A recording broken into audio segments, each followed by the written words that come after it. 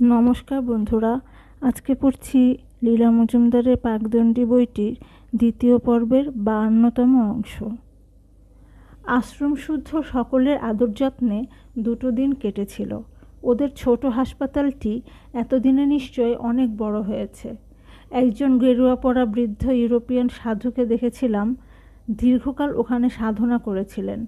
আশ্রমের নিজস্ব ঘোড়ার গাড়ি করে হরিদ্বারের বিখ্যাত স্নানের ঘাট, কিছু পুরনো মন্দির, দক্ষ রাজার বাড়ির ধ্বংসাবশেষ দেখলাম। শেষেরটার বিষয়ে বিস্ময় প্রকাশ করাতে গাড়ির চালক খুব বিরক্ত হলো। ওই তো খুদে খুদে ইটের তৈরি 4 তলার সমান উঁচু দেয়াল দেখছেন নাকি? ওই উপরে ছোট একটা ঝুলনো বারান্দা, খরস্রোতা গঙ্গার ওপর প্রাচীনকালের ঘাট, চাতাল, বারবাড়ি সব ভেঙে পড়েছে। তাদের বড় বড় চাঙড় এখনও দেখা যাচ্ছে। এর বেশি প্রমাণের কি দরকার মানুষটি ভেবে পেল না। পরের দিন ঋষিকেশ লক্ষ্মণঝোলা দেখে এলাম। মাখন মহারাজ একটা ভাড়ার মোটর ঠিক করে দিলেন, ভোরে বেরোতে হবে। সঙ্গে জলযোগের জন্য ফল মিষ্টি দিলেন, যেন মা হয়েছেন। খুব শীত, কনকনে বাতাস বইছে। বললেন, এখানকার বাতাস কখনো বন্ধ হয় না। শীতকালে কনকনে ঠান্ডা আর গ্রীষ্মকালে আগুনের হলকা। রাতে শোবার আগে একজন ছেলে মানুষ সাধুর হাতে মহারাজ 2টি বড় বড় কাঁচের গেলাস ভরে সুগন্ধি লালচে দুধ পাঠালেন, চিনি দিয়ে জাল দেওয়া। কমলি তারটা চৌচো করে শেষ করে একটা তৃপ্তির নিঃশ্বাস ফেলল। আমি পাতলা দুধ পছন্দ করি না। গেলাসটা ঢাকা দিয়ে রেখে দিলাম। ভোরে উঠে মোমবাতি জ্বেলে তৈরি হচ্ছি, দেখি কমলি গেলাসটা তুলে অবাক হয়ে দেখছে। ওপরটা সাদা, তার নিচে খানিকটা ঘি রঙের, তারও নিচে আরও গাঢ় ঘি রঙের। এক চুমুক খেয়ে বললাম, আইসক্রিম? তক্ষুনি গেলাস নিয়ে বড় এক ঢোক অবিকল উঁচু দরের আইসক্রিম খেলাম।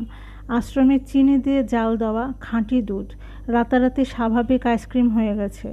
মনে হলো এ ঘটনা লিপিবদ্ধ করে রাখা দরকার, পড়লেই মন ভালো হয়ে যাবে। অনেকেই গেছেন ঋষিকেশ লক্ষ্মণঝোলা, কিন্তু আমাদের মনে হলো সশরীরে স্বর্গে এসেছি। এপারে মোটর থেকে নেমে একটু হেঁটে ঝোলা পুলের ওপর উঠলাম। ছাগল ভেড়া পুল পার হচ্ছিল, শাঁকো দুলছিল। নিচে প্রকাণ্ড প্রকাণ্ড নুড়ির মতো গোল পাথরের মধ্যেখান থেকে এক অচেনা গঙ্গা পাহাড় থেকে নেমে ছুটে চলেছে। ওপারে রাম আর লক্ষ্মণের মন্দির। একজন সাধু বললেন, খুবই প্রাচীন, বাইরে থেকে দেখলাম। তারপর বনভূমির মধ্য দিয়ে পথ, নাকি স্বর্গদ্বারে পৌঁছে নৌকা করে ওপারে যেতে হবে। সে বনভূমির তুলনা হয় না। বড় বড় গাছ, গাছতলায় মাটির কুটির, কুটিরের সামনে সন্ন্যাসীরা বসে আছেন। এই দেখেই কি বিদ্যাসাগর লিখেছিলেন, এই সেই সকল গিরি তরঙ্গিনী তীরবর্তী বনরাজি? কে জানে। হাঁটতে হাঁটতে যখন হদ্দ হয়ে কমলিকে বলছি, আর তো পারা গেল না, পেছন থেকে একজন সাধু বলে উঠলেন, তা বললে তো চলবে না মা, স্বর্গে পৌঁছবেন অথচ একটুও কষ্ট করবেন না। দ্বিগুণ উৎসাহে দেখতে দেখতে বাকিটুকুও হেঁটে ফেললাম। স্বর্গদ্বারের ঘাটে নৌকো অপেক্ষা করছিল, হয়তো বিনি পয়সার নয়, যৎকিঞ্চিৎ পারানি। নদীর উদ্দাম স্রোতে বিশাল বিশাল মহাশির জাতের মাছ কিলবিল করছে।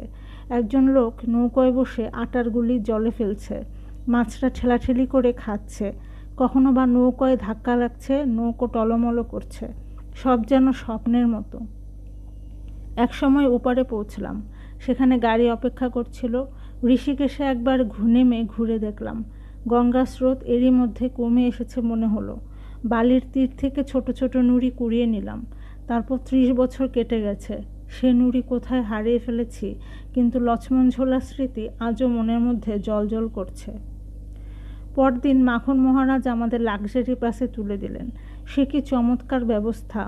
থেকে থেকে 5-10 মিনিট করে থামে চা খাবার, বাথরুম যাবার জন্য। আমরা একদম ভাবতে পারি না, যতগুলি বসবার জায়গা তার বেশি লোক তুলল না। এখনও ওই রকম আছে কি না জানি না। পথে দেখলাম ব্রিটিশ আমলে কাঁটা বড় বড় খাল, তাতে সারি সারি শস্য বোঝাই নৌকো চলেছে। এইভাবে ওই সব খাবার দেশে খাদ্য জলের সমস্যা মেটায়। ভালোও লাগলো, মনটা একটু খারাপও হয়ে গেল। আবার মনে হলো মা বাংলাকে কেউ ভালোবাসে না, বাঙালিরা তো নয়। বিকেল 5টায় দিল্লি পৌঁছলাম। কোনো একটা বড় গেটের পাশে বাস স্ট্যান্ড। ভেবেছিলাম কেউ নিতে আসবে, এই প্রথম দিল্লি আসা, পথঘাট চিনি না। শেষটা ট্যাক্সি করে নিজেরাই 5 নম্বর হনুমান রোডে পৌঁছলাম। রমেন খুব বকাবকি করলো, নাকি পাকা চিঠি পায়নি, তাই বলে আদরের অভাব দেখলাম না। রমেনের বুড়ো বাবা সম্পর্কে আমাদের নাত জামাই হতেন। রমেন আমার চেয়ে সামান্য বড়, কিন্তু সম্পর্কে পুতি। দোতলার ওপর ওদের সুন্দর ফ্ল্যাট, কাছে হনুমানজির মন্দির, তাই পথ কখনো নির্জন হয় না। একতলায় এক বুড়ো মজুমদার মশাই থাকতেন। একসময় তিনি উচ্চপদস্থ সরকারি কর্মচারী ছিলেন। নিয়মিত দিল্লি সিমলা করতে হতো, সে আরেক যুগের কথা।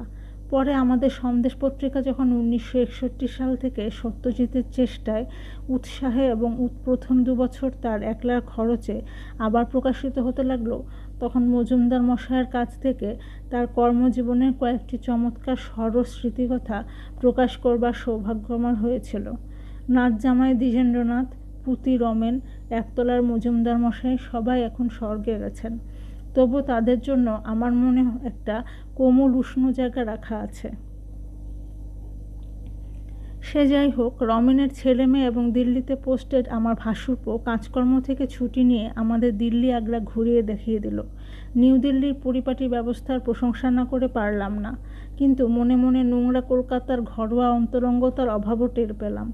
অনেক বাড়ির সামনেটা যত সাজানো গোছানো, পাশ এবং পেছনটা তত নয়।